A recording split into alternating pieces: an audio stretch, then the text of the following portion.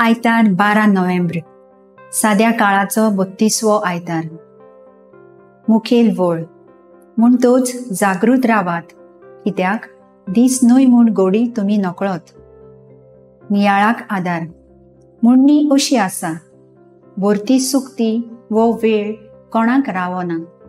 म्हूण तोच सोयंबा पोरमणे वाग आनी न्हय ताचेर विरुद्ध.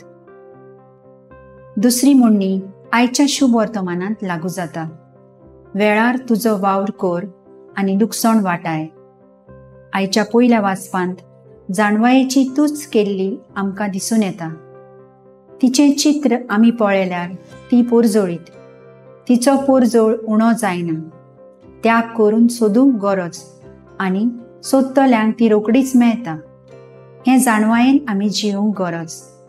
दुसऱ्या वाचपांत पुनर्जिवून जाल्ल्या जेजूचेर बरवासो दवरूंक आमकां उलो मारता आनी पवित्र आत्म्याचे प्रेरणेंत रावून ह्याच बरवाशान आमी जेजू बरोबर सासणाक जिवूंक आमचो बावार्थ थिरावंक गरज. आमचो बरवासो जेजू भाशेन आमी दुसऱ्यांक बरवाशान बरोवंक जाय. नियाळाची मुखेल वळ आमकां उगडास करता. वेळ आमकां रावना देखून आनी वेळाक रावूंक गरज.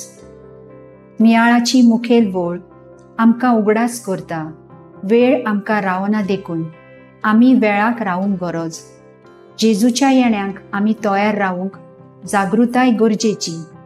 वेळ सोंपल्या उपरांत कितलीय जागृताय दाखयली जाल्यार कांयच फायदो ना. आमी आमकां दिल्ल्या वेळाचो बरो फायदो काडूंक जेजू आमकां शिकयता. सगल्या वेळार आमी चोत्रायेन जिवंक आनी जेजूच्या येण्याची वाट पळोवन रावंक आमच्या सासणाच्या जिविताक फायद्याचें. तर त्या वेळा प्रमाणे आमी आमचो वावर करूंक जेजू सांगाताक सासणीक जिवीत जिवंक आमी तयार रावुया. म्हजो थाराव, जेजूच्याच आदारान सदांच जागृत रावंक तुज्या पवित्र आत्म्यान म्हाका भर.